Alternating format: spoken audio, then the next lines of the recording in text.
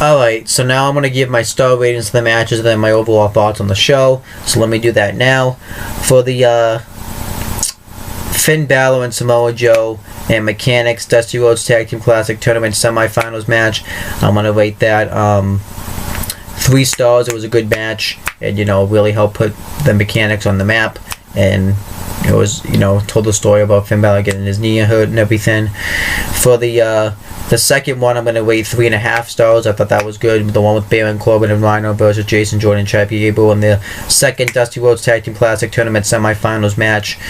For the women's match, I'm going to rate that 2.5 stars, mainly because I got to see Asuka kicked the shit out of Dana Brooke, and the reason why I'm waiting the other Dusty Rhodes Tag Team Classic Tournament semifinals match between Corbin and Rhino versus Jason Jordan and Chad Gable is because it's actually a fun match. It's actually unpredictable about who wins if you don't know who wins, and it really helped put Jason Jordan and Chad Gable on the map and turns them to faces. So, and then for the singles match, I'm going to rate that also 3 stars because I only enjoy.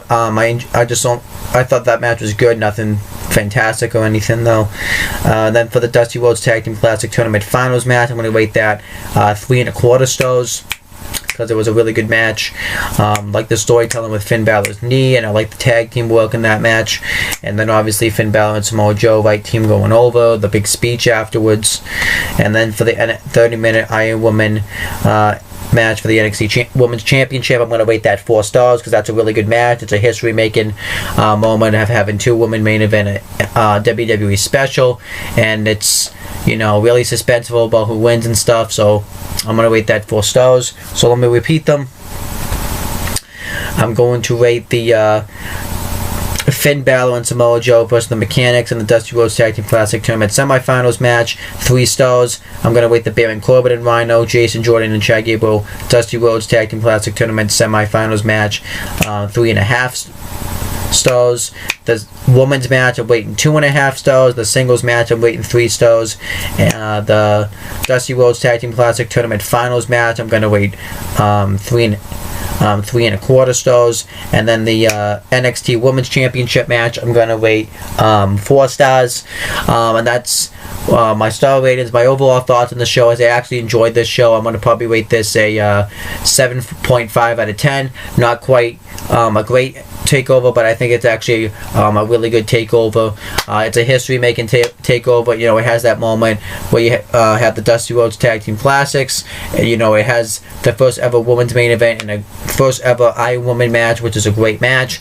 It also has Asuka kicking the shit out of Dana Brooke and the debut of Asuka, which I like, and also has Tyler Breeze and Apollo Crews. It's actually a pretty good match. So I would probably recommend this show to watch. It's not a great show. It's not a bad show. It's not even, it's actually, I think, a good show. But I think it's a good show. It's a nice, easy sit through. So overall, that's what I think about this show. And that, yeah, it probably would be like around the ranking though of like an NXT takeover. Maybe better. Maybe like an NXT, not as good as NXT TakeOver, probably Unstoppable, but probably maybe like NXT TakeOver range, a little bit better than TakeOver itself. But it's a history-making night. It's the first time the woman got a main event a special. It helped pay tribute to Dusty Rhodes. And yeah, I think it's actually a pretty good show. I think it's actually a really good show. 7.5 out of 10. But that's pretty much it, guys. Thank you guys for watching this video. Please make sure to subscribe to Owen the Talkinator and the CM Brothers channel, and make sure to subscribe to this channel as well, because I'm going to be doing a lot more of these. I wanted to get London up today, but it's 2:16 in the morning, and I had some internet issues watching this one, so I'm just going to move that to, I guess, later today now, because it's 2:16. So yeah, I'm not exactly sure when this will be up, because I want to edit it and stuff, and I just want to get to bed. So I will let you know when I get this up. But thank you guys for watching, and I'll talk to you guys again some other time. Okay, so now we had the preview show. We had the host Corey Graves, and since then Corey Graves has gone on. He would commentate NXT up until 2017. During that time, though, he would be promoted to the main roster after the brand split, and he would do commentary for Raw. And then Eventually, he did commentary for 205 Live, and like I said, he ended up leaving NXT in 2017. So now he only does commentary for both Raw and 205 Live, and he actually probably is the best commentator in WWE right now. And he goes over the matches, which I'll do right now. So here's what the matches are for this show. We have a Dusty Rhodes Tag Team Classic Tournament semifinals match. Finn Balor and Samoa Joe versus the Mechanics. Another Dusty Rhodes Tag Team Classic Tournament semifinals match. Baron Corbin and Rhino versus Jason Jordan and Chad Gable. We have a women's match between Asuka and Dana Brooke. We have a singles match between Apollo Crews and Tyler Breeze. I'm not going to say who's in the Dusty Rhodes Tag Team Classic Tournament finals match, because that will kind of give away who wins. And then we have the main event. It's a 30-minute Iron Man match for the NXT Women's Championship. NXT Women's Champion Bayley versus Sasha Banks. So that's actually a pretty decently stacked card right there. But let me actually get into the build-up of the show. So first, we have the build-up to the NXT Women's Championship match. And the reason why this match was happening was because these two women pretty much feuded with each other since the beginning of NXT. They both came into NXT together at the same time. And eventually Sasha Banks ended up turning heel, and she would attack, and Bayley and Sasha Banks would always kind of go back at each other and have matches. Bayley had defeated Sasha Banks on a couple of occasions to become the #1 contender to the NXT Women's Championship, but then eventually Sasha Banks started attacking Bayley. She had injured Bayley, and Charlotte and Bayley were two of the four members of the Four Horsewomen. Not really a group, but the four women that all were came into NXT together, were like the faces of NXT for the women's division, anyways. And then eventually they were telling a story at the time that Bayley could never get to the NXT Women's Championship. She would always get this close, and Sasha Banks would always continuously put Bayley down. And eventually Sasha Banks ended up winning the NXT Women's Championship at NXT TakeOver Rival. But Bayley was upset that she couldn't get to that NXT Women's Championship. She had been injured a handful of times, and people that she came with and people that were just coming in were always constantly getting ahead of her, and it drove a wedge inside Bayley. So Bayley wanted to finally win that NXT Women's Championship. She wanted to impress her mom, who kept coming to her shows, her fans, mainly Izzy, who was like the biggest Bayley fan. So at NXT TakeOver Brooklyn, it was Sasha Banks defending the NXT Women's Championship against Bayley, and that was just a perfect match right there. As I talked about in my last episode, it was the perfect two opponents to be wrestling each other. You had Bayley, who wanted to, like I said, was always getting this close to the title. She would always get inches away, and you had Sasha Banks, who was the perfect heel champion for Bayley to be going against, and they really tore up the show. They had the match of that night and the match of the year in 2015 at NXT TakeOver Brooklyn. But Bayley finally won the NXT Women's Championship. They finally completed the story of Bayley chasing after that NXT Women's Championship. And then meanwhile, as this was happening, Sasha Banks was killing it on the main roster. She had been called up just before that event, so Bayley got upset that all the three of the Four Horsemen got called up, and Bayley, was kind of like left out in the dust. So that made this win even more satisfying for Bayley. But this feud, you would have thought this was over, but this feud wasn't over just yet. There was a little bit more they did to tell this story. You had Bayley finally had the Cinderella story. She finally had won the NXT Women's Championship, but there was more. So then on an episode of NXT, Sasha Banks had come out and said that everybody has been impressed that Bayley won the NXT Women's Championship. Everybody was impressed except me. And she talks about how Bayley was great that night in NXT TakeOver Brooklyn, and how she earned Sasha Banks' respect. But You were just great that night. And she says that she's going to be coming with something to prove and she wants to have her rematch. And Bayley says, "You think you're the only one that's something to prove? I want to prove that victory wasn't a fluke, and I want to have a rematch." Which I like that it kind of gave Bayley a purpose to actually want to give her the rematch. So then the NXT general manager, who's still the general manager to this day, William Regal, would come out. And he would make a history-making announcement. He would announce that there's going to be the first ever women's Iron Man match for the NXT Women's Championship between Bayley and Sasha Banks. But there was also another history-making moment. He also announced that match is going to be the main event of NXT TakeOver Respect, which this was huge because this was the first ever, the time ever that women main evented just any type of WWE pay-per-view special, whatever you want to call it. And this was a huge moment in women's wrestling. No woman had ever main evented a WWE special. Well, Sasha Banks and Bayley were about to do just that. It was a huge moment, and it was awesome. And then you have little video packages of Bayley and Sasha Banks training for this 30-minute Iron Woman match, and it was perfect. The rematch was set in stone, was going to be the main event, and it was just awesome that these two women got to go out there and kill it in the main event. And that was kind of what led us to this match. And it made sense. I mean, it made sense for them to go out there in the main event. We clearly knew that they were going to be able to do just that after what we saw at NXT TakeOver Brooklyn. And it was awesome. And then with the fact that it was and it made sense to do a 30-minute woman Iron Man match because they were talking about how they wanted to prove that they were the best. What better way to do it than a 30-minute woman Iron Man match or a 30-man woman Iron Man match, and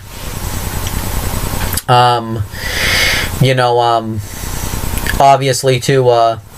The feuds called to do just that because they both had wanted to prove that they were better than the other. What better way to do it than to have a 30-minute woman Iron Man match? So this feud was perfect. And then we have the next thing that happened is we have the build-up to the singles match on the show between Apollo Crews and Tyler Breeze. Not really a lot of story behind this match. Apollo Crews had debuted had made his NXT debut at NXT TakeOver Brooklyn. He won his debut match. He was on a huge undefeated streak, and he was put into a match with Tyler Breeze. Because they wanted to have Apollo Crews wrestle an established name in NXT. Tyler Breeze was that name. And, they had a little backstage segment together where Apollo Crews was talking about how he was really looking forward to it. And Tyler Breeze was just kind of shaken off by it. Didn't really think anything much of Apollo Crews. And he would try to walk by Apollo Crews. But Apollo Crews would stop him. He's like, "I'm just playing with you, man. You can go." Not necessarily the greatest storyline ever, but the match made sense to try to build Apollo Crews up to be like a big name in NXT, so it made sense to do this match. Just kind of wish it would have had a little bit of a better story behind it. And then we have another video package for Nia Jax. Nia Jax, they're really hyping up to be the monster woman in NXT, and she would go on to kind of become just that. Eventually she ran roughshod in NXT, and then eventually she would end up getting called up to the main roster after the brand split, get called up to Raw, and pretty much has kind of run roughshod on Raw. She's like the number 2 heel on Raw, so that's whatever.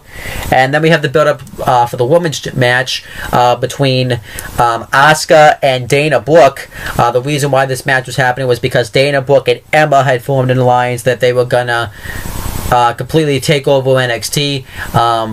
They were bragging about how the NXT was their division. The NXT Women's Division was their division, I should say. So, and William Regal had announced a huge signee was coming to NXT, and it was the biggest free agent out there. It was none other than Kana, which was what her name was before WWE. And they had the big contract signing for her in October. I forget the date, but and on that show her win name was changed to Asuka. Asuka talked about how she was happy to be in NXT and she wanted to win the NXT Women's Championship. and how she was looking forward to facing the best competition. And then her contract signing was interrupted by Dana, Brooke, and Emma, and they were pretty much the welcoming committee of NXT. And they said that they want her to watch who she goes after, and know that NXT is their house, and they tell her to get out of the ring. And Asuka does it, which I actually didn't expect at the time.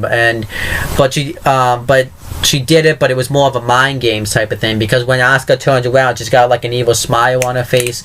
So then the next week, William Regal made the match between Dana Brooke and Asuka, because to give Dana Brooke proof that she wanted something to prove, and Dana Brooke's just laughing at it like it's nothing, because Asuka cowered away and got out of her ring and pretty much looked at her as a coward. And William Regal's like, well, I think you should watch this, and he shows a video of Asuka training, and when Dana Brooke and Emma see this, they're scared, and that was just like, good luck with that. And Dana Brooke's pretty scared about having to face Asuka. So there you go there. That's the whole feud. Actually wasn't a bad feud, and I think everybody had wanted to see Dana Brooke, because she was terrible and she was that always kind of bitchy heel, wanted to see her get her ass kicked, so Asuka was the perfect person to do it. And then we have the final build up of the show. It's the Dusty Rhodes Tag Team Classics build up. This one's a little bit sad for me to talk about. Obviously in June of 2015, the American Dream Dusty Rhodes ended up passing away. And he was a huge influence in NXT. Dusty Rhodes, I could say many nice things about him. He kind of helped define that you didn't need to be a big muscly guy. You didn't need to be that tall to become a world champion in the wrestling industry. He definitely proved that. He was a great mic worker. He was a revolutionary for the wrestling business. He created Starrcade for AWA/WCW.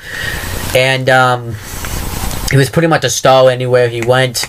Obviously, always gotta remember that when he went to the WWE, called the WWF at the time, Vince McMahon wanted to kind of give him the worst gimmick ever, since he was coming from enemy territory, and he gave him the polka dot gimmick, and anybody else in that gimmick would have just been looked at as a joke. But Dusty Rhodes turned that polka dot gimmick into something. He made something out of that, and I don't think anybody else but the American Dream, Dusty Rhodes, could have been able to make something out of that. Obviously, he was obviously great to give advice. Everybody always talks about how much he meant to the wrestling industry and everything.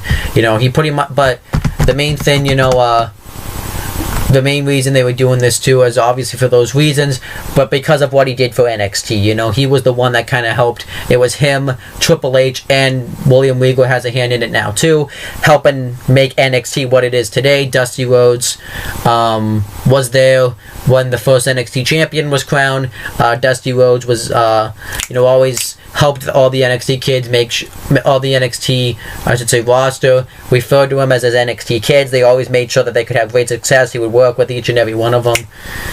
And, it was really sad when he ended up passing away.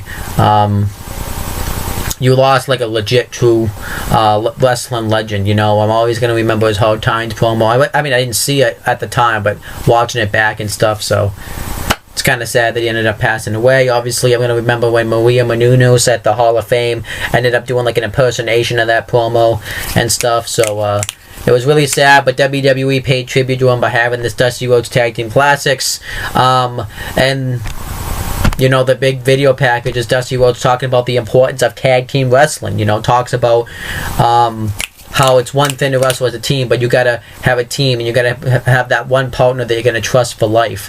And it really worked for Dusty Rhodes to cut that promo. And then we had the teams that were in this tournament. This was a huge deal. You had huge names in this tournament from the NXT's past. I think they all obviously wanted to be a part of this tournament because of what Dusty Rhodes meant to them. But you have, but I'm just going to talk about the teams who made it to the semifinals. So I'll talk about, Finn Balor and Samoa Joe the teams that made it were Finn Balor and Samoa Joe.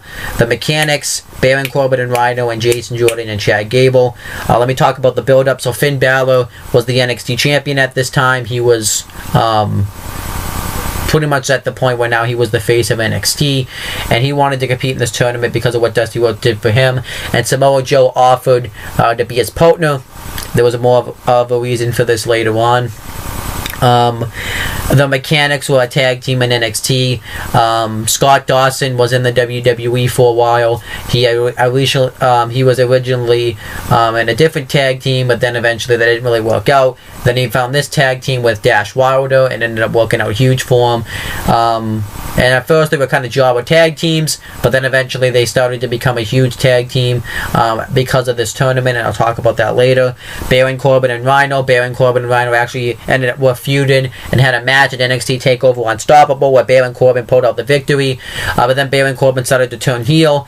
And eventually he was a huge heel in NXT, probably like the number 2 at this point. He was probably the number 1 heel in the company, well, I mean in NXT wise anyways. And then Rhino ended up turning heel after a match with Finn Balor.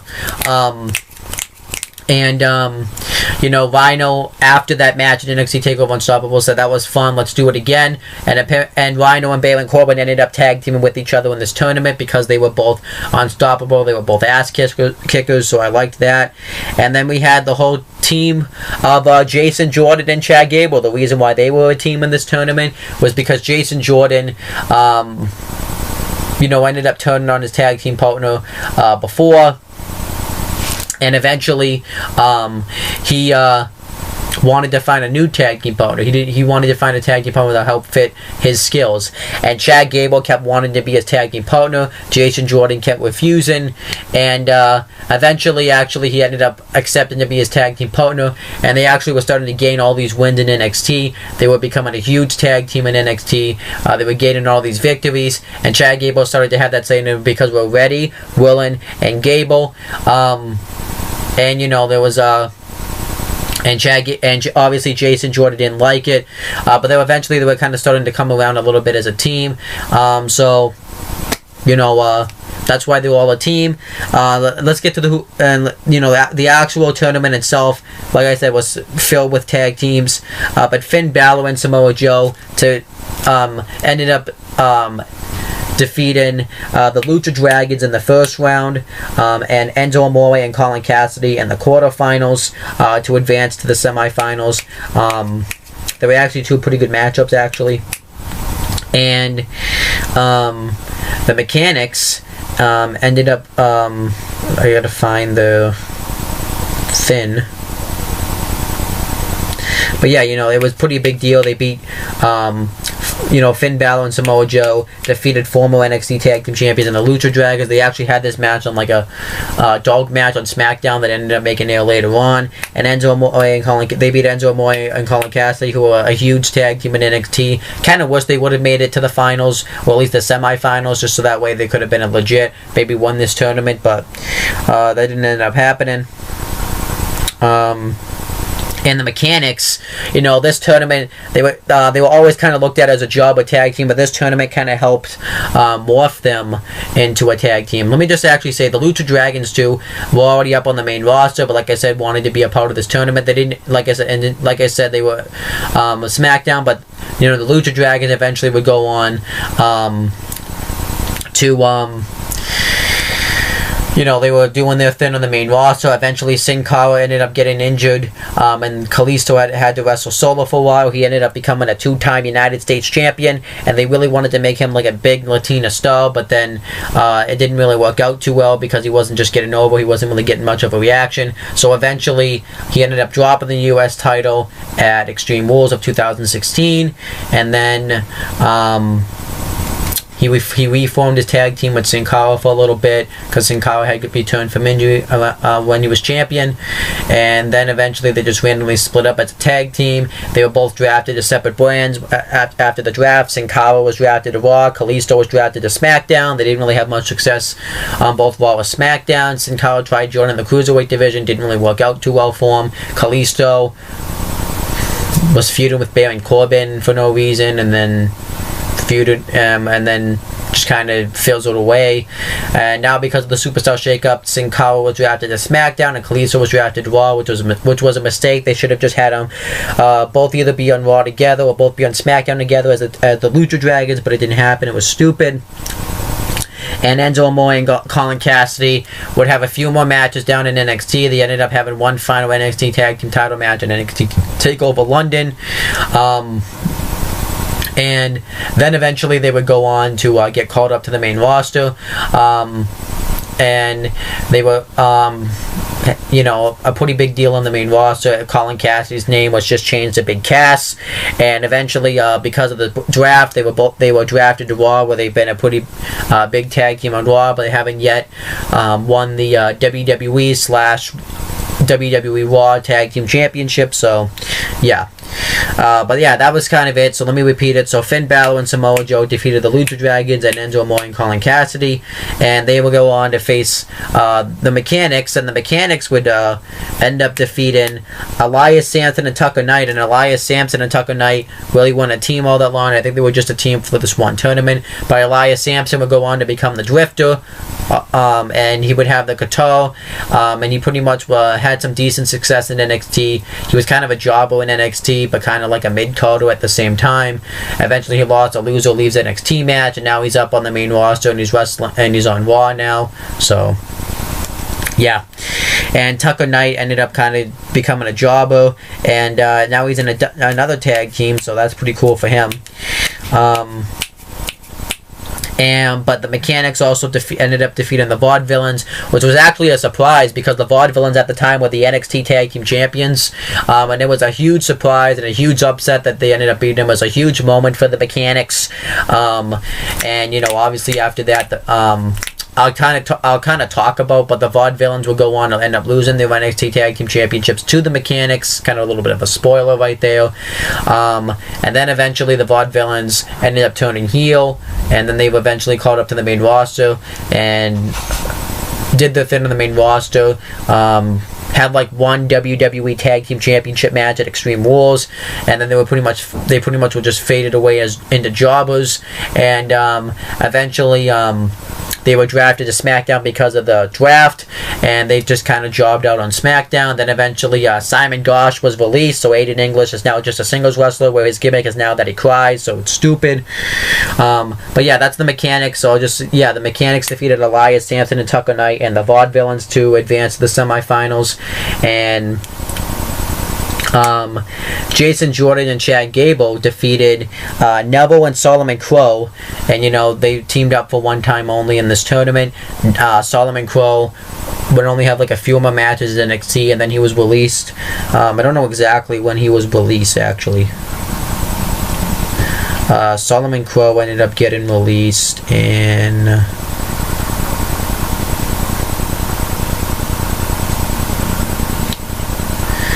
He ended up getting released on November 24th in 2015.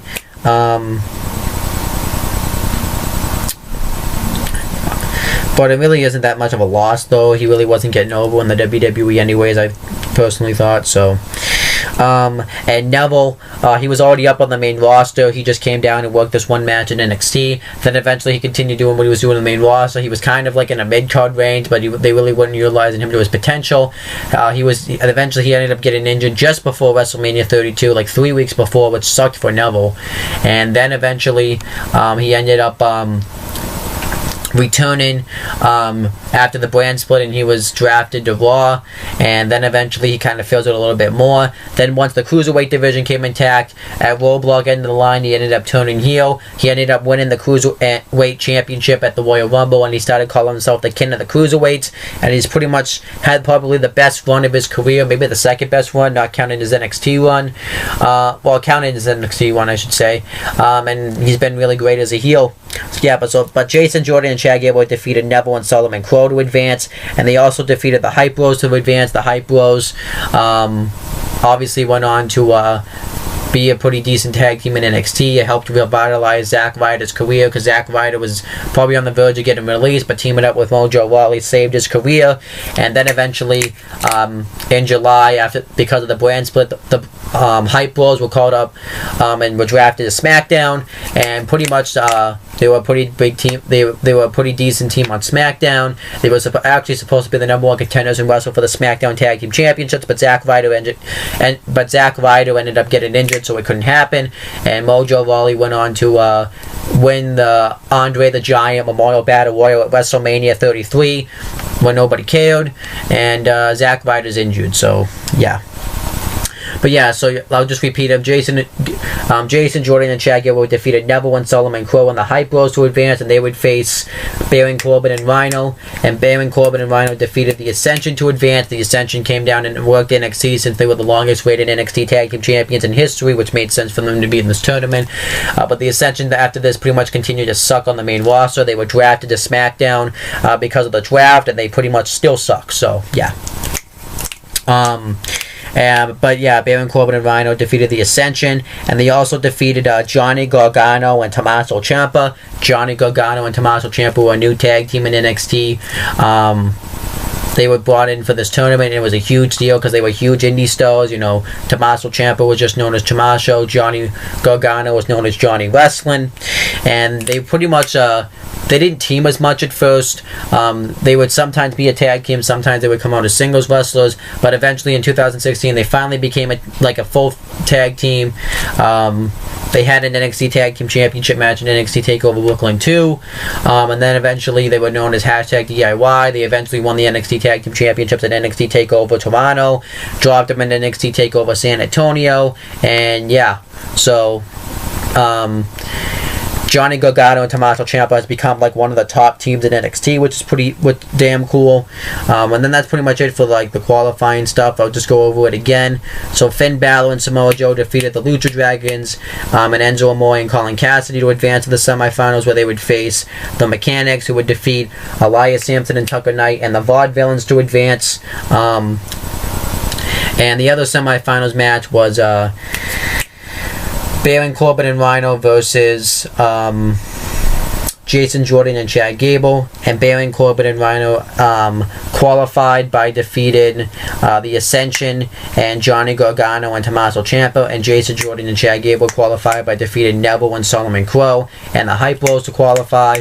So and that's pretty much the end of the preview show. I thought the preview show was actually pretty decent. I didn't mean to go on talking about the NXT Tag Team tournament, but I guess I did. Nothing really I can do about it.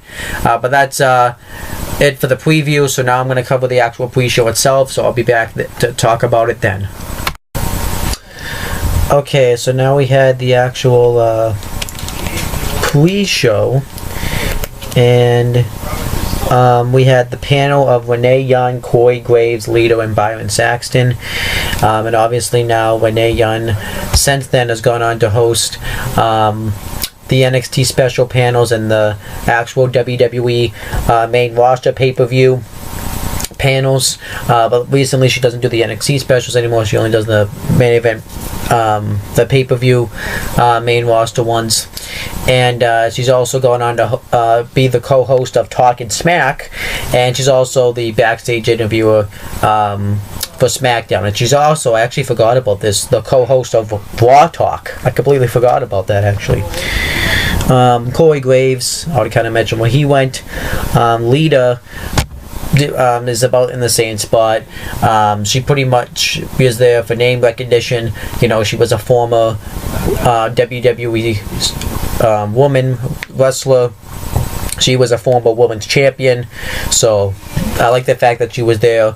You know, they had her under contract where they could do this stuff, but then her contract expired in like December of 2016. So yeah. And Byron Saxton lately has gone, since this show was already doing commentary for the main roster, and he was doing commentary for NXT as well, but now he doesn't do NXT as much. And eventually, after the brand split, he only did commentary for Raw, but now, because of the Superstar Shakeup, he does commentary for SmackDown, so that's pretty cool for him. So all these people have gone pretty decently far, except for Lita, but Lita, you know, is pretty much in the same spot.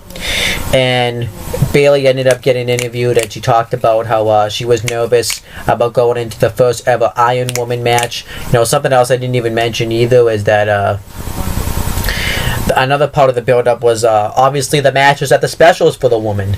You know, the matches at the woman would just keep getting better and better. They would continuously start raise the bar. So it was just only a matter of time for the woman to main event an NXT special. So, you know, Bayley talks about how she's been training hard, she's worked up her cardio, and she said that she's willing to go out there because the women have worked really hard for this, and she's gonna steal, and they're gonna steal the show. And then we have the unveiling of the Dusty Rhodes Tag Team Classic trophy.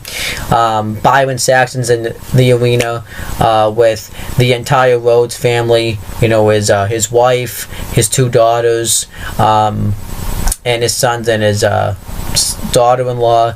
Obviously, the main ones we know is his 2 sons and his daughter-in-law, since they've been in the wrestling business. You know, we have his son, Dustin, who is also known as Goldust. And we have his other son, Cody Rhodes. Then we have his daughter-in-law, Edian, who was the wife of Cody Rhodes. You know, and Cody Rhodes also at this time was known as Stardust. And, you know, Cody Rhodes, it's kind of sad watching this in a sense, obviously because of the Dusty Rhodes thing, but Cody Rhodes and Edian aren't even a part of WWE anymore. They're wrestling all over the world. TNA Impact Wrestling, Ring of Honor, and New Japan Pro Wrestling. I don't know if Edian is, but I know for a fact that Cody Rhodes is. And then obviously Dustin is wrestling still as Goldust, and he is still just killing it out there, which is really awesome. But that's not what this is about. This is the unveiling of the statue. And you know, Dustin unveils the statue and reveals the great glory. Talks about how much Dusty Rhodes gave to the business, and Cody Rhodes talks about how this is what his father has always envisioned, and he says that hockey's got the Stanley Cup, well, NXT's got the Dusty Rhodes Tag Team Classic trophy, and he says that my father always said that you always fight to be in first place, or else you have no point of being in the fight at all. And then Idiot says he also had another saying that what do we do in Sin and Hell? Let's just get right to it and let's do just that. So overall, I thought this was a good history-making moment here. And then next, Apollo Crews gets interviewed by Tom Phillips, and obviously Tom Phillips is the hugest douchebag in probably not the history of wrestling, but he's just a huge douchebag in real life.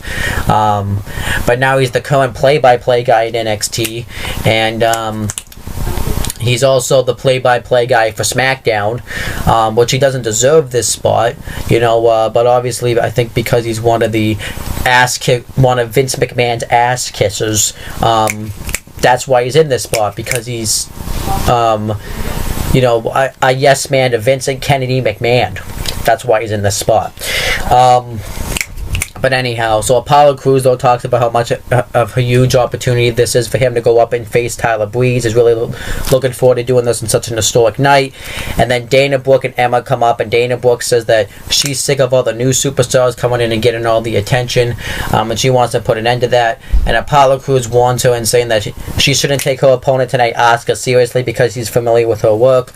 And Dana Brooke says, is like, oh please, it doesn't think that she should take her seriously, and walks off. This was alright, nothing special. And then it shows a WWE 24 clip of, you know, talking about Bayley, you know, Triple H is talking about how Dusty Rhodes always called the NXT roster his NXT kids, and you know, Bayley talks about how Dusty Rhodes used to call her his Bailey Whaley, and how she always saw something in him. And Charlotte was also here, talks about how he saw something in Bayley before anybody else did, and he saw that Bayley was going to be a huge star, and she ended up proving him right. And he says that Bayley would be Dusty Rhodes would be proud of Bayley. So overall good video package, hyping up the main event. And then Sasha Banks gets interviewed, and she says that she intends to go into the main event and prove why she is still the boss of NXT and leave with the NXT Women's Championship. I thought it was a great promo by Sasha, and that pretty much was the end of the pre-show. I actually thoroughly enjoyed the pre-show. I liked the unveiling of the statue. I liked Bayley and Sasha's interview, and the only thing I really didn't care much for was Apollo Cruz's interview, because the shine got taken off on him and was instead put on Dana Brooke and Emma. I can see Emma, but Dana Brooke did not deserve that spotlight, so that's like the only thing I didn't really care much for in the pre-show. But other than that, I thought the pre-show was pretty solid. Okay, so now we had the actual show itself, and it actually shows a great video package kind of talking about the theme of the show, talking about respect and how respect is earned, and you can't just be given respect, you have to earn respect. And it actually kind of shows like past wrestling feuds and how they started out as feuds, but then eventually they grew to respect each other, and how people are fighting for respect. How people in the Dusty Rhodes Tag Team Classic were fighting for the honor and the respect of the American Dream, Dusty Rhodes, the whole Sasha Banks Bayley feud, and it was actually quite a really good video package. I really enjoyed it. Good way to kind of tie in the theme of the show. And then we had the actual show itself. We had the commentary team of Corey Graves, Rich Brennan, and Byron Saxton. Rich Brennan obviously doesn't work for WWE anymore. Because now that I can say this, because they were both on this show, because Tom Phillips pretty much cost him his job. Pretty much WWE have brought in a new commentator that they felt like they didn't need to keep both of them, and Tom Phillips pretty much screwed him over. Tom Phillips was someone who really hasn't worked for anything. Like I said, he's just pretty much Vince McMahon's ass kisser, and Rich Brennan was someone that actually knew stuff about wrestling, busted his ass to get to the WWE, and Tom Phillips just pretty much shafted him out of WWE. The same Tom Phillips who says that he likes to face fuck people. So, yeah. That's the guy that the WWE chooses to keep, not someone that's actually knows about wrestling, can actually that's actually better at being a commentator than Tom Phillips is. That just really pisses me off. But anyhow, we get the match itself. Anyhow, we get the first match on the show. It's a Dusty Rhodes Tag Team Classic semifinals tournament match. Finn Balor and Samoa Joe versus the Mechanics. Ironically enough, actually, Finn Balor actually didn't end up coming out with the demon like he normally does at every NXT special, and I thought that was fine. I still think it is fine, because it actually makes it actually special that he didn't come out this time. Plus, too, the show really wasn't being built around specifically him. So I think that was okay. You don't need to do it every time. There was really no point to doing it. It wasn't really about that. It was about Dusty Rhodes and the Tag Team Classic. But like I said, the fact that he didn't do it on this special actually made it feel special. So, but this match here, I actually thought was a good tag match. Right off the bat, Dash hits a knee cheap shot in Finn Balor, and the Mechanics get the heat on Samoa Joe for a while. They just dominate him, and then eventually Dash goes to charge at Samoa Joe in the corner. Samoa Joe moves out of the way. He hits an Enzuigiri on Dash, and then eventually Finn Balor gets tagged in. He hits an Enzuigiri on Dawson, and then he hits a clothesline on him. Then he hits an Enzuigiri on Dash, knocking him off the apron, and then he hits the diving plancha onto the Mechanics.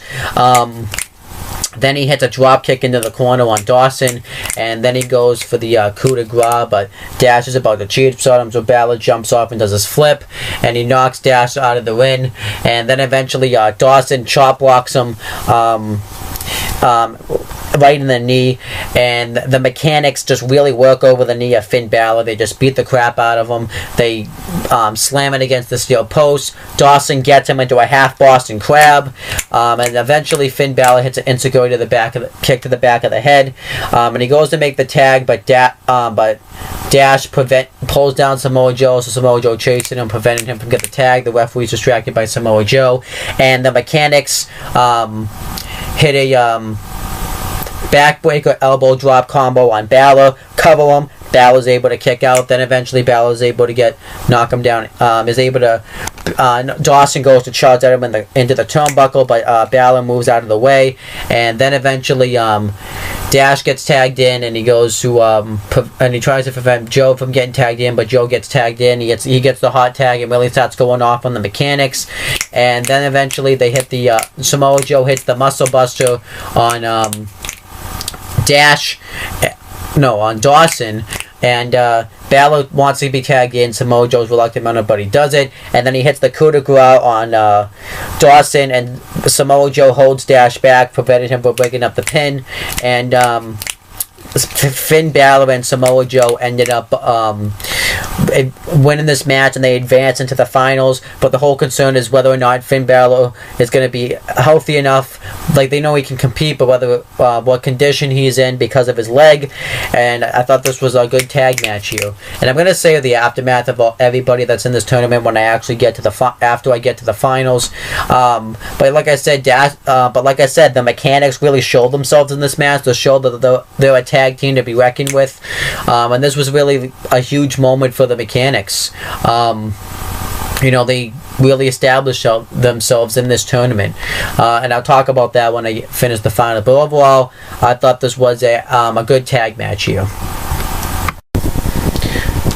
Okay, so next match was another match in the Dusty Rhodes Tag Team Classic semifinals. It was Jason Jordan and Chad Gable versus Rhino and Baron Corbin. And this match I thought was really good. Probably a little bit better than the opening match. Jason Jordan and Chad Gable take Rhino and Baron Corbin to school. They hit a double Northern Light suplex on Rhino, and eventually Chad Gable hits a cross arm breaker on Rhino over the top rope, and eventually goes to get back in the ring. Rhino hits a knee strike on him, preventing him from getting back in the ring. So then he tags in Baron Corbin. Baron Corbin completely wrecks Chad Gable. He throws him into the LAD board on the ramp. He rams him back first into the apron. He hits a right hand on him while he's on the apron. And Rhino and Corbin pretty much dominate Chad Gable for a while. He tries to get the tag on Jason Jordan, but Baron Corbin cheap shots him, preventing him from making the tag, and then he hits a big boot on Chad Gable. He tries to pin him, but Jason Jordan's got the referee distracted because he's upset that Rhino cheap shotted him. And then Rhino hits a body slam on Chad Gable, goes for a splash. Chad Gable moves out of the way, and the right way Rhino sold it I thought was pretty awesome. And then Jason Jordan gets a hard tag. He starts going off on both men. He actually manhandles him, which was impressive. Made him look like a force to be reckoned with. Then he hits the shoulder block on the Baron Corbin. Chad Gable and Jason Jordan go for the Grand Amplitude, which it wasn't called back then, but that's what it's called now. But Baron Corbin hits a clothesline on Jason Jordan before he can lift him up for it. So then Chad Gable gets in the ring himself. He hits a Baron Corbin hits a deep six on him. Jason Jordan breaks up the pinfall, and then he hits a belly to belly on Rhino. And then Chad Gable hits a roll through bridge German suplex roll up on Baron Corbin, which Baron Corbin kind of didn't really want to take because Chad Gable had to lift him up really awkwardly, and Rhino breaks that up. Jason Jordan comes back in, tries to hit the belly to belly on him again, but then Rhino lays him out with the gore, and then Chad Gable goes for the tilt-a-whirl, but then Baron Corbin hits the end of days on him for the win. So Baron Corbin and Rhino go on to face go on to the finals to face Finn Balor and Samoa Joe. I could be pissed at the time. You could be pissed and make an argument that maybe one of the young tag teams like the Mechanics or Jason Jordan and Chad Gable should have won this because they were legitimate tag teams. But it does make sense, and those tag teams actually did look strong enough to and didn't get completely buried. They actually put up a decent fight, especially Chad Gable and Jason Jordan. But actually the storyline was probably better for Baron Corbin and Rhino to advance to the finals. You have Baron Corbin, who's had a history with Samoa Joe from NXT TakeOver Brooklyn. You have Rhino, Rhino, who has a history with Samoa Joe as well from like the days in TNA and stuff. And he also has a history with Finn Balor because Finn Balor was the guy that Rhino attacked when he turned heel. So it made sense, and Finn after this match, because after this match, originally Jason Jordan and Chad Gable were coming in as the heels, but then this match turned them face, and it would have been the dynamics would have awkward. Rhino and Baron Corbin were established heels. You wanted to go with the heel tag team of Rhino and Baron Corbin, and Baron Corbin was someone they really were behind in NXT, so it made sense for Baron Corbin and Rhino to win. And like I said, I'm not going to get into the aftermath. I'm going to go over that when I get to that actual match itself. But overall, I thought this match was really good, and it was a really good showcase of Jason Jordan and Chad Gable. Helped them really break out, and this match really put them on the map as a tag team for many years to come. Well, I mean, I shouldn't say for many years to come because this match happened in 2015. But this match put them in the map as one of the great tag team in the NXT for months to come, I should have said. Okay, so next match was Dana Brooke with Emma versus Asuka, and this was a domination at its finest, and I mean it. Asuka dominated Dana Brooke. At first she gets her into a hammerlock, and Dana Brooke's trying to do a cartwheel to get out of it, and Asuka's doing it right behind her, and she still has this hold in on her. Dana Brooke tries to be very rude, be the bitchy diva by patting her on the head, slapping her on the face, but Asuka just looks at her, and she just levels Dana Brooke with rights and kicks. She hits a bunch of kicks to the back. She gets her into a Fujiwara armbar. And Dana Brooke's able to get to the ropes. Dana Brooke tries to run away. Asuka goes after her. And behind the referee's back, because Asuka was even kicking her in the back really hard before this. Emma grabs Asuka and pulls her down. Emma grabs Asuka, which allows Dana Brooke to hang her up against the ropes. Dana Brooke dominated for maybe a minute, and she gets her into a head scissors, and Asuka reverses it into a knee bar. And then she hits a German suplex while holding Dana Brooke by the knee, and Asuka just pretty much ends Dana Brooke. And she's about to put the finishing touches on her, then Emma gets on the apron, and Asuka hits a spinning chop, and then Asuka hits a shining wizard, and then Asuka gets her into the Asuka lock, and Dana Brooke ends up tapping out, so Asuka wins in dominant fashion. This was a good way to debut someone like this, because the whole match Dana Brooke had underestimated Asuka, and Asuka was someone that was being built as the greatest signee, and about how she was dominant. They even played a nice video package for her before this match, showing what she did everywhere and how she dominated, and that's exactly what she did here. And afterwards, Dana Brooke tries to get in her face, and Asuka just hits a kick right into her head. And like I said, I also liked it too because I got to see Dana Brooke get destroyed, because at the time I hated Dana Brooke, and I still do hate Dana Brooke. I always will hate Dana Brooke. Asuka did what I exactly wanted her to do, and this was my first time I'd ever seen Asuka, and I was very impressed about what I saw. She instantly became my favorite, one of my favorite women in NXT by this match right here, and probably is, and at the moment is my favorite woman in NXT. And then this would lead. This was pretty much Dana Brooke's last match in NXT, but it's not like she got called up or anything. She just didn't wrestle anymore in NXT, and then she was pretty much called up in April. It was April of 2016. But the feud between Asuka, Dana Brooke, and Emma would continue at NXT TakeOver London. Asuka would defeat Emma, because afterwards Asuka looked at Emma, and Emma was holding her chin and her neck like this, and Emma wouldn't even look at her, so it was teasing a match between Asuka and Emma that ended up being a lot better. And then what else happened? Emma after that would pretty much have a few more matches in NXT, and then she was recalled back up to the main roster.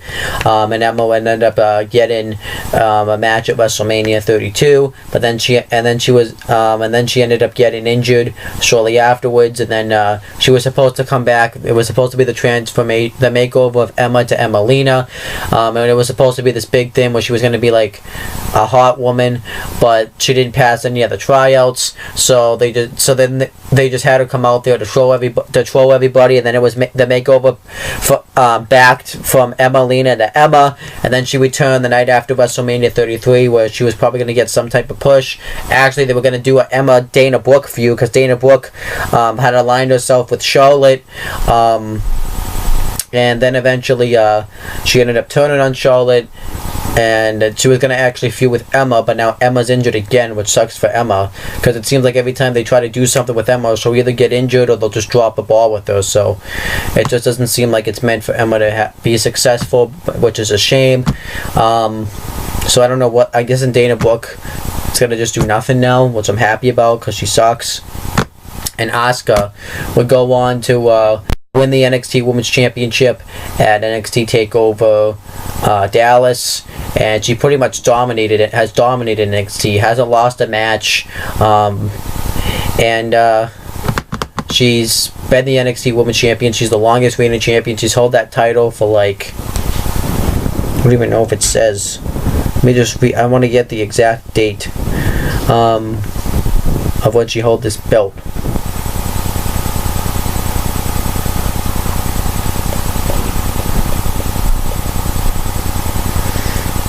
So Asuka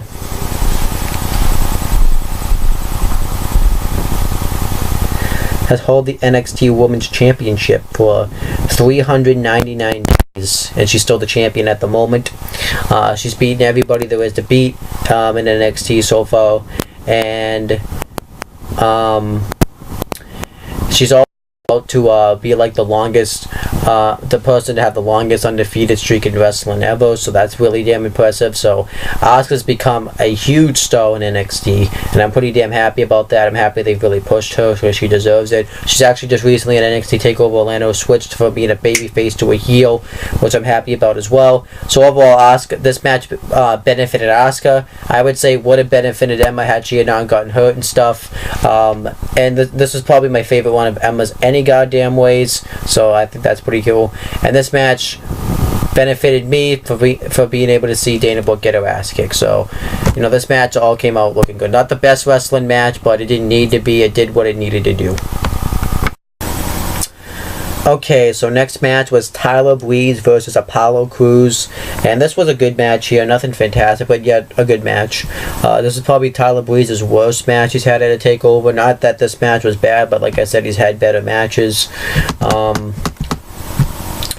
But Apollo Crews pretty much dominates Tyler Breeze in the beginning of the matchup. He outpowers him because he's really powerful. He hits a quick clothesline. He hits a 6 shove on the outside. Okay, no, he hits a drop kick and then the shove on the outside. And then he tries to go into the win. Tyler Breeze tries to capitalize, tries to go for like a suplex, but Apollo Crews reverses it and hits one himself, and he holds him up there for a while. And then eventually Tyler Breeze tries to hit a roll up on Apollo Crews, but Apollo Crews is too powerful for him to hit the roll up. So then eventually he rolls through him and just dumps Apollo Crews on the outside, and then he throws him in. Tyler Breeze throws him into the LED light board into the that's on the ring. And then Tyler Breeze dominates the matchup for a while. He hit a lot of sick moves in this match, though, like the double knees to the back, and what he kicked out of. And he eventually Apollo Crews is able to hit a flying clothesline to try to make his comeback, but the back's just too injured. So he goes for a powerbomb. Tyler Breeze counters with a hurricanrana and rolls him up. Apollo Crews kicks out, and then eventually Apollo Crews hits an enziguri. but he's sort of making his comeback, but still the back's just injuring him too much. He hits a shoulder block, a shoulder to the ribs while he's on the apron, hits the flip, but Tyler Breeze hits the supermodel kick. Apollo Crews kicks out, and then Tyler Breeze, what else happens? Afterwards tries to go off the top rope into the crossbody, but Apollo Crews catches him into a scoop slam. Obviously Tyler Breeze kicks out. Then Tyler Breeze hits a ton of right hands, hits a bunch of fists into the corner, and then eventually Apollo Crews hits a pump kick out of the corner and hits the power bomb, which is like he hit the gut wrench and sets him up into a sit out power bomb for the win. I don't know the name of that move though, because he had hit the Gorilla Plus Slam and he got in for the moonsault, but Tyler Breeze kept holding his leg, and that kind of led to the and so he had to improvise and hit a new finisher, and that led to that. But overall, I thought this was a good match, good showcase for Apollo Crews.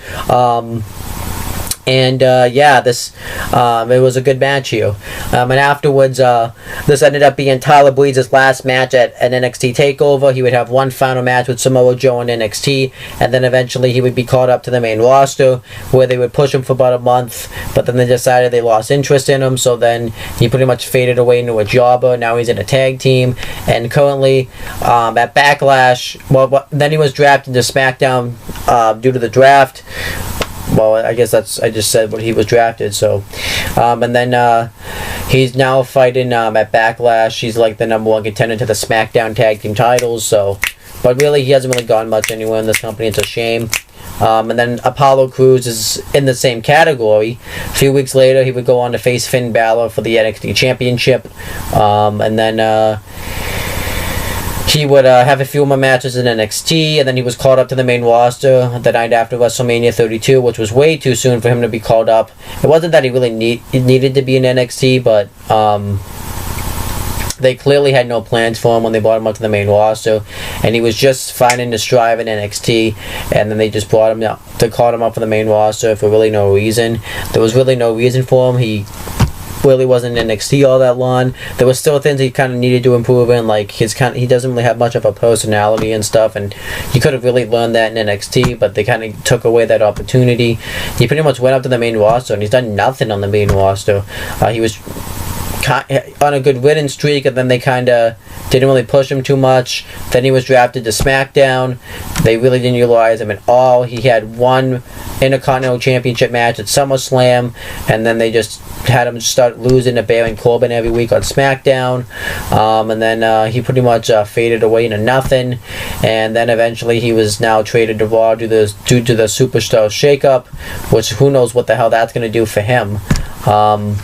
So overall, no one really benefited from this match, but the match is good to watch, I guess. But yeah, sure, kind of watching it back, it pisses me off to see where Tyler Breeze is at in this company and where Apollo Crews is at in this company. Mainly Apollo Crews. I expected big things from Apollo Crews, especially I had heard that Vince McMahon was impressed with him in NXT. He saw his match, one of his matches, and he's like, I'm calling this guy up. And I feel like that was complete bullshit. I feel like Vince McMahon wanted to sabotage this guy because he was black.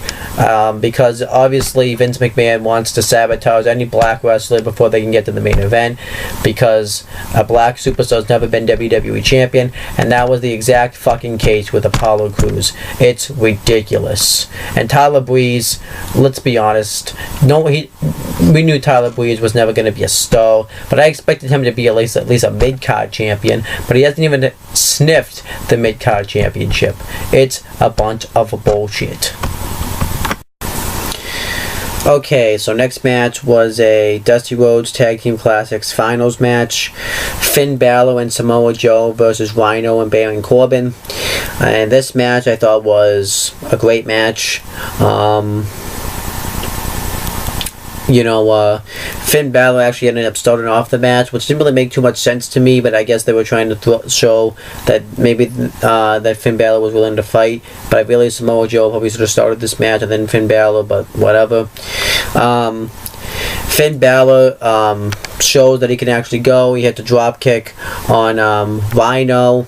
Then Baron Corbin gets tagged in. Finn Balor gets away before they can double team him.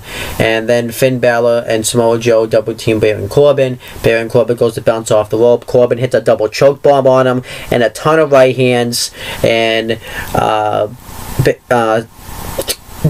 Rhino and Corbin get the heat on Samoa Joe for a while.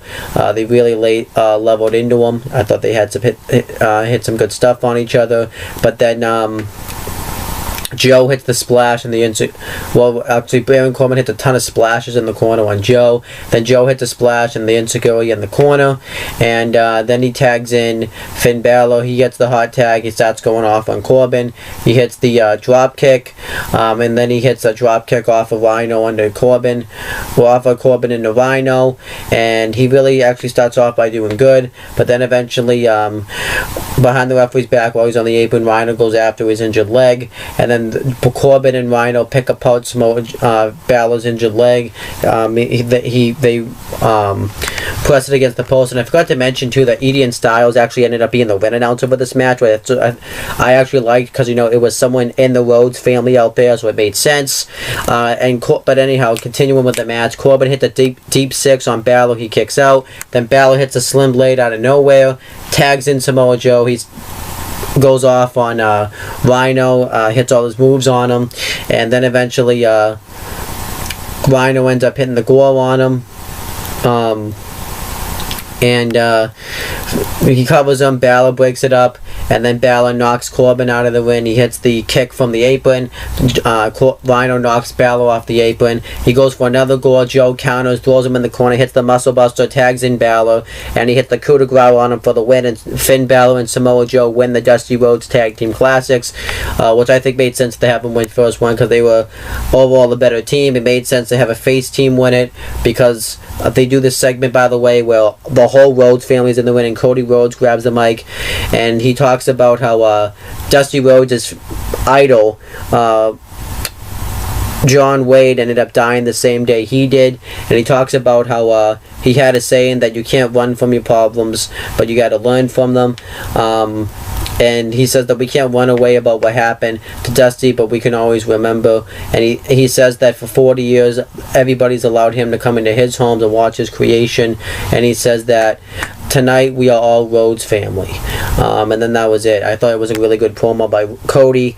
And it was nice to see Cody Rhodes be Cody Rhodes instead of Stardust again, because I haven't watched Cody Rhodes all that much since he's left WWE. And this is the last time I got to see him really be Cody Rhodes, so I think that's pretty damn awesome. They pose and take pictures with it. They play Dusty Rhodes' theme song. And before the match even started, they even had Dusty Rhodes' voice saying, let's not waste any time and just get right with it. It was awesome. It was a nice tribute to Dusty Rhodes, and I'm glad they did this tournament, and I'm glad this is now going to be a thing in NXT. And now, let's take a look at where these people from the tournament went. I'm going to start off with Baron Corbin and Rhino because why not? Because they have the shortest path. Rhino and Baron Corbin would break up as a tag team a week later when Baron Corbin eliminated Rhino, costing him the chance to become number one contender to the NXT title. They would have a match in Solo the next week where Baron Corbin pulled out the victory. Rhino would go on to appear on the main roster for about a month, and then he would come back to NXT a year later and actually wrestle Samoa Joe, where Samoa Joe beat him, and then he went to SmackDown. He went on to him and his be one half of the first ever SmackDown Tag Team Champions, which eventually he lost. He did that at Backlash 2016, and then he lost the titles at him and his partner lost the titles at TLC 2016, and then eventually he continued doing his run on SmackDown. He was traded to Raw because of the Superstar shakeup, and now he does a bit backstage where he has cheese and crackers all the time, which is hilarious. Baron Corbin would continue wrestling in NXT. He would wrestle Apollo Crews at NXT TakeOver London. Then he would have one final match in NXT TakeOver Dallas. And then the night afterwards at WrestleMania 32, he got caught up to the main roster. And his first night, he won the third annual Andre the Giant Memorial Battle Royal. Then he went on to kind of have some nice feuds, he was drafted to SmackDown because of the draft, but he hasn't had that one big win yet. He wrestled for the Intercontinental Championship at the WrestleMania 33 in the kickoff, but he didn't win. But I do hear they want to make him a big heel. They want to put the Money in the Bank on him, and they want to put the title on, and they want to have him win the title and be like the top heel on SmackDown. I hope that's true, because I think he could really pull it off. So Baron Corbin succeeded from this, and Rhino didn't. And actually, I like that Rhino ate the pin in this match too. By the way, because I think it would have hurt Baron Corbin if he had. So I like that. So yeah, Rhino and Baron Corbin benefited from this match. I mean, Rhino didn't really benefit, didn't really hurt him either, because he's a legend. But Baron Corbin, really benefited from this match. Then you have Jason Jordan and Chad Gable. This, like I said, the semifinals match really put them on the map. This got them over huge as faces. Everybody started chanting, "We want Gable," and everyone started doing Gable chants. So everybody really loved Jason Jordan and Chad Gable. They were over week after week. They were getting all these wins as a tag team. They eventually became known as American Alpha. Then eventually they went on to win the NXT Tag Team Championships and NXT TakeOver Dallas. Then they would hold them up until NXT TakeOver the end, and then eventually they were called up to the main roster because of the draft on SmackDown, and they haven't quite gotten over the same way on SmackDown, which is a huge shame. I think what kind of hurt them is that they can't talk, because that's kind of what got them over, is the backstage promos together and stuff. But they haven't had as much success as I wanted. But they did win the SmackDown Tag Team Championships in December of 2016. Then they went on to drop them in March of 2017. And at WrestleMania, they didn't even get their rematch. They were in the Andre the Giant Memorial Battle Royal, and then they got the rematch like a week later where they lost. And now nobody even reacts to them when they come out. It's a huge shame. But overall, American Alpha benefited from this match because it really helped put them on the mat. Well, I should say Jason Jordan and Chad Gable. The Mechanics benefited from this match. They went on, like I said, to win the NXT Tag Team Championships from the Vaudevillains, like I said earlier in this video. And then they went on to they really helped establish, I think, tag team wrestling in NXT. Because NXT I think the Dusty World Tag Team Classics definitely helped with that as well. NXT's tag team division was always decently strong, but the Revival, the Mechanics really helped grow NXT Tag Team Wrestling. They made NXT Tag Team Wrestling what it was. They really helped to put stories behind it, have actual matches. They went on to defend the NXT Tag Team titles against Enzo Amore and Colin Cassidy at NXT TakeOver London. Then they would go on to retain them again at Roadblock 2016. Then they would lose the titles to American Alpha. Then they won them back at Dallas. Then they won them back at NXT TakeOver the end.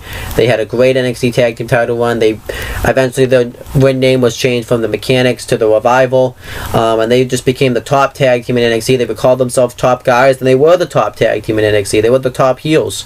They were probably the best tag team in WWE at that time.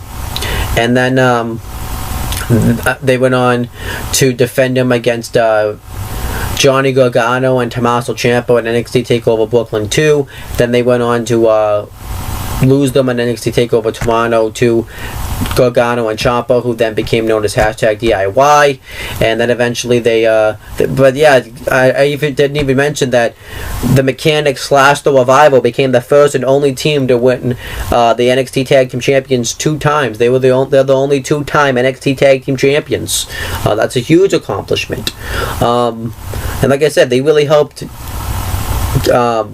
change the game up of tag team wrestling in NXT. Now it's amazing. And then they had the last match at NXT TakeOver San Antonio, and now they were called up to the main roster recently. Unfortunately, Dash ended up getting injured, but I expect them to do some big things on the Raw roster, so I can't wait to see what happens there. So the Mechanics really benefited from this match. Then you have Finn Balor and Samoa Joe. This match really was used as a storyline to get Samoa Joe versus Finn Balor in the feud. We all had thought that Samoa Joe was going to turn on Finn Balor and actually cost them the chance to win this match. That didn't happen, so I'm like, well, maybe it will just be a face-face feud, and then Joe will get frustrated. Well, that's not what happened, because when Samoa Joe tried to ask him for an NXT title match, William Regal says that he had to win the Battle Royal. Well, he didn't win the Battle Royal, and Apollo Crews got that title match, in which Baron Corbin cost him, and then Samoa Joe came out and saved him, and Samoa Joe actually ended up turning heel on Finn Balor, saying that he was owed an NXT title match and how he should have had an NXT title match all along. And then it led to that great feud between Finn Balor and Samoa Joe, and they had a match at NXT TakeOver London where Finn Balor would retain the championship. So then Samoa Joe had to fight to become number one contender again. He eventually won on 2 out of 3 falls number one contenders match, in which and then he would face Balor at NXT TakeOver Dallas, and Balor would win again. And then at a live event in Massachusetts, which I missed out on going, which I'm pissed about. I'll talk about more of that story later. Samoa Joe finally won the NXT Championship, and then Finn Balor and Samoa Joe would have one more match at NXT TakeOver the End, where it was going to be the first ever steel cage match at NXT, where Samoa Joe ended up retaining his championship, and then that would kind of blow off the feud. Finn Balor, and it really helped that, but them winning the Dusty World Tag Team Classic helped launch that feud, and it really made Finn Balor into a huge face of NXT, and it made Samoa Joe into a huge star in NXT. And then it helped launch that feud. Then Samoa Joe went on to continue his dominance as NXT champion. He would lose at NXT TakeOver Brooklyn 2. Then he would win it back at NXT TakeOver Toronto, where he became the first superstar to become a 2-time NXT champion. But then he ended up dropping it a couple weeks later in Japan. So now he has the shortest NXT title reign in the history of NXT. Then he was called up to the main roster in January, and now he's actually doing pretty well on the main roster. Finn Balor, after NXT TakeOver the End, was called up to the main roster due to the brand split. He was drafted to Raw. He became the first ever and had the shortest reign ever WWE Universal Champion in history. And now he was injured. Now he's recently come back. He actually ended up kind of having a few 6-man tags with Samoa Joe. So Finn Balor, so everybody in the Dusty Rhodes Tag Team Classic became huge stars for NXT and decent sized stars on the main roster. If I had to say who benefited the most, it was probably Finn Balor and Samoa Joe. I maybe would say Finn Balor a little bit more, but Samoa Joe did pretty damn well for himself as well. He became the top heel in NXT for a while. And obviously the person that ended up doing the least well, I would probably say, is probably Jason Jordan and Chad Gable, because the mechanics, it's a little too early to tell. Rhino doesn't benefit him, and Baron Corbin is actually doing some pretty well as a singles guy. So overall, everybody benefited from this match, though. We got some, because eventually we got some great matches between Gable and Jordan versus the mechanics at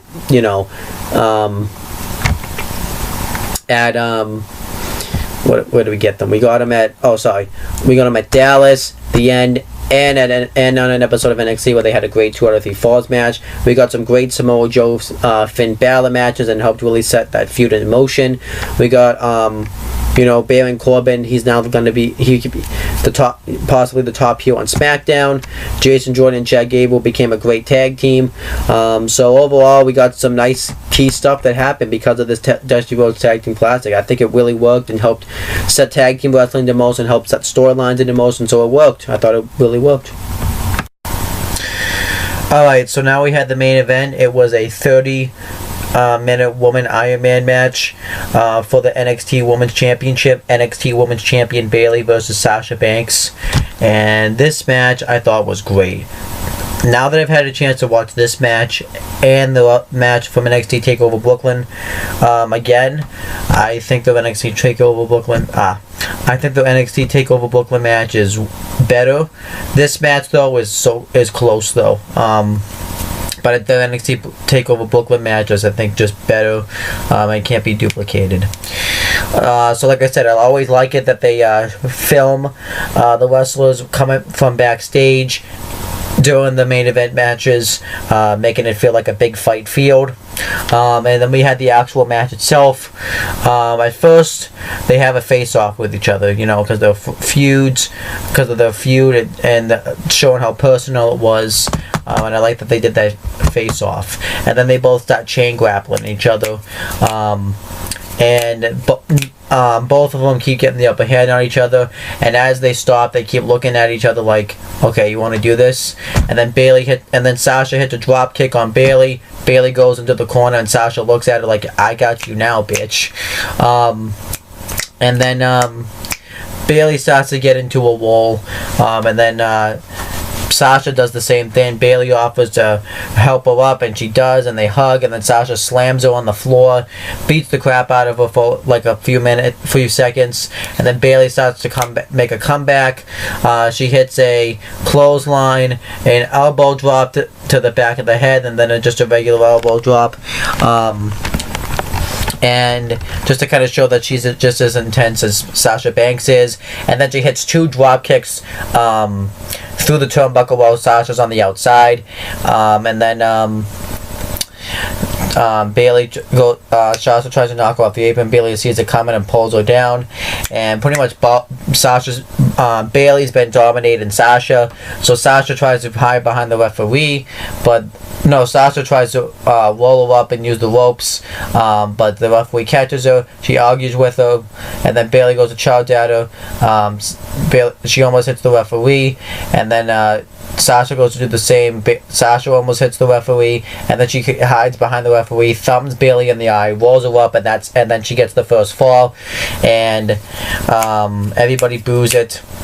Sasha dominates the matchup. She pulls Bayley by her hair and just bounces her off the turnbuckle, and then Bayley responds by pulling her by her hair and just bouncing her repeatedly off the turnbuckle. And then Sasha goes for double knees. Bayley fights out of it. Bayley tries to pull Sasha's legs, but Sasha lands on her feet and immediately hits a right hand. And then she goes to go off the middle rope, but then Bayley pulls her off the middle rope, hits a belly to belly, and then she ends up getting a fall. So now the score's tied 1-1. And then Bayley continues to dominate, but then eventually Sasha, while she's on the outside, throws Bayley into the 3 steps 3 times. She tries to pin her, but it doesn't work, and she does this right in front of Izzy, Bayley's biggest fan, and I love what they do here. So Sasha's just really being really rude to Izzy. She's stealing her headband. She's beating up Bayley right in front of her to make Izzy upset, and kind of using Izzy to get heat, which I thought really worked. She throws Bayley into the Titantron of Tron, which breaks it, and she goes back in the ring. Bayley ends up getting counted out, so Sasha gets 2 points. So now Sasha's winning 2-1, and then Bayley, and you see this is when Sasha starts to do the stuff with Izzy more, and then Izzy, you see her crying, which really helped this, and then Sasha starts to really work over the back of Bayley, just gets her into that straight dragon submission, and just really works over the back of Bayley. Eventually Bayley flips out of it, hits like a reverse head scissors roll up for the and gets the second fall. So then the score's tied 2-2. Sasha's surprised about this, so Sasha continues to attack her. She hits the double knees while Bayley's trapped in the tree of woe position, but then Bayley starts to make a comeback. She really goes off on Sasha Banks. She hits a suplex on Sasha in the corner, which I thought was cool. And then eventually Bayley starts to work over the injured, throws Sasha into the steps herself. And then she starts to work over the injured hand. She slams it on the steel steps. Then she goes off the steps and hits a clothesline. And then eventually Sasha kicks her back first into the steps. She goes to hit a dive on Bayley. She hits the Bayley to belly on the floor, puts her in the ring to cover her. Sasha kicks out. Bayley hits a Bayley to belly from the top rope, goes to make the cover, but Sasha gets her foot on the rope, but the referee ended up counting 3, but he calls it off because she got her foot on the rope. And then she goes for the reverse Frankenstein off the top rope. Sasha counters, hits a Bayley to belly, covers her, Bayley kicks out. Then Sasha Banks gets her into the bank statement, and she has her in the move for a long ass time, stomping at Bayley's hand. She even did a Boston Crab and did this earlier in the match. And then eventually she tries to get to the ropes, but Sasha kicks her off the ropes and gets her into the bank statements, and just keeps her in there some more. And then Bayley's able to fight out of it, and she's just really like, she gets Sasha, I guess, into like an octopus stretch is what you call it. She like really stretched her hands back, and this is like within 9 seconds left into the match, and she has her in the submission, and then Sasha ends up tapping out, but she verbally submits, and Bayley retains the title with the score being 3-2 Bayley. And I thought that, you know, the finish definitely really made it. They were just trying to win the match, and the storyline was really good there. And then Sasha giving up at the last minute, I thought was really cool. It made it feel suspenseful, and I like that it was tied 2-2 at the end. And then afterwards, Bayley celebrates with the title. The entire NXT roster comes out and claps. Congratulations, both people. Triple H and William Regal give Sasha Banks flowers, kind of as like a send off, since this was her last match in NXT. And then Triple H gives Bayley flowers because they had made history, and you know, they were the first woman to main event a WWE pay-per-view or anything like that. And then the show goes off the air. I mean, there's other stuff that happened in this match too, but in Iron Woman matches / Iron Man matches, it's a lot of rest holds, a lot of basic wrestling, but I mean, you know, the match was still really good, but that's kind of what you get out of an Iron Man match, because it's a lot of time. The match goes by really quickly though, but yeah, overall, really good Iron Woman match here. But probably not my favorite Iron Man match of all time. That distinction will always go to Shawn Michaels and Bret Hart. But still, this match I thought was really good. And then the aftermath of this match came was Sasha Banks would go on to stay on the main roster full time. She would never show up again on NXT. And then she went on to run roughshod on the main roster. She ended up getting injured, so she had to be taken off TV. Then she returned at the Royal Rumble. And wrestled in a triple threat match to crown the first women's champion at WrestleMania 32, which was won by Charlotte. And then eventually she had to take TV time off because she was preparing to get married and everything. And then she returned, and the night after the draft, with both her and Charlotte were drafted to Raw, Sasha won the title from Charlotte, and then eventually she dropped it at SummerSlam because she had the injured back and stuff, and they weren't really too sure if she was going to still be able to wrestle. And then during this, Bayley was continuing her run in NXT. She would continuously defend the NXT Women's title, really establishing herself as a good underdog champion. Then eventually she lost the title to Asuka in NXT TakeOver Dallas, lost the rematch in NXT TakeOver Brooklyn 2, and then eventually after that match she was called up to the main roster where she defeated Charlotte in her first match. And then she was thrown into a triple threat match with Bayley, Sasha, and Charlotte at Clash of Champions, where Charlotte retained. And then eventually, what else happened?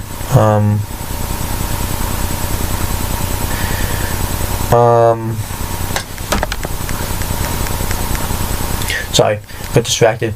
Then eventually Sasha and Charlotte will go on to main event Raw for the first time since Lita did in 2004, 2005-ish, and which Sasha would win the Raw, now they'll call it the Raw Women's Championship, for a second time, and then Charlotte, now known as Charlotte Flair, and Sasha Banks then would go on to compete in the first Women's Hell in a Cell match, where Charlotte Flair won back the Raw Women's Championship.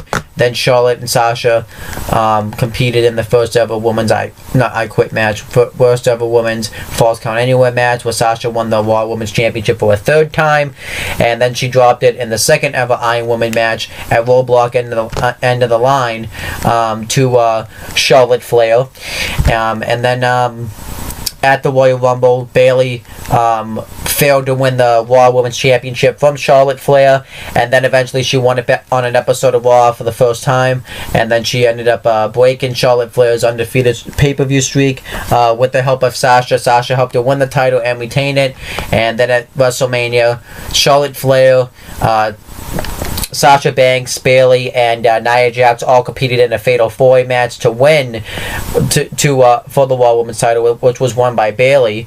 And then afterwards, Bayley would lose the title at Payback, and now they're teasing the Bayley Sasha Banks feud because they're best friends, and Sasha's eventually going to turn heel, which I really think needs to happen because she's just really starting to get really bland as a babyface. But I just got to wait till like the build up for SummerSlam for that to happen, so I really hope that happens.